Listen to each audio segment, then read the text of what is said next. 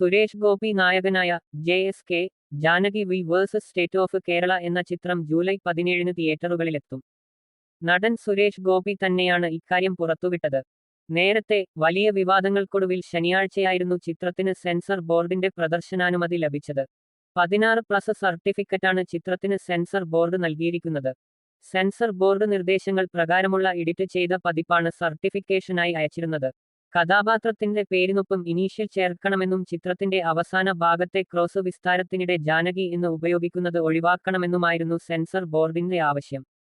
ടൈറ്റിലിൽ മുഴുവൻ പേരായ ജാനകി വിദ്യാധരൻ എന്നോ ജാനകി വി എന്നോ ഉപയോഗിക്കണമെന്നും അതുപോലെ 96 കട്ടുകൾക്ക് പകരം കോടതിരംഗത്തിലെ ഒരു ഡയലോഗ് മ്യൂട്ട് ചെയ്യണമെന്നും സെൻസർ ബോർഡ് ആവശ്യപ്പെട്ടിരുന്നു. ഈ മാറ്റങ്ങളെല്ലാം ഉൾപ്പെടുത്തിയാണ് ചിത്രം റീ എഡിറ്റ് ചെയ്തത്.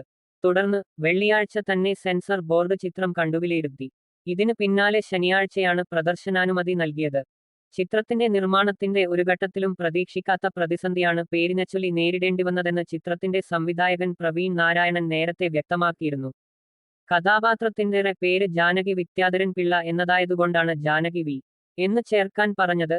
ജാനകി പ്രഭാകരൻ എന്നായിരുന്നെങ്കിൽ ജാനകി പി എന്നാക്കാൻ പറഞ്ഞേനെ. കോടതിയിൽ ജാനകി വിദ്യാധരൻ എന്ന് തന്നെയാണ് വിളിക്കുന്നത്. എന്തിനാണ് കടുംപിടിത്തം പിടിച്ചതെന്ന് അറിയില്ലെന്നും പ്രവീൺ പറഞ്ഞു.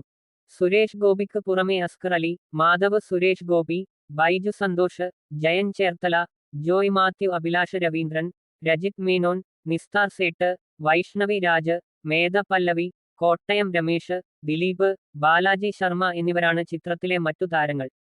മലയാളം, തമിഴ്, തെലുങ്ക്, ഹിന്ദി ഭാഷകളിലാണ് ചിത്രം റിലീസിനെത്തുക.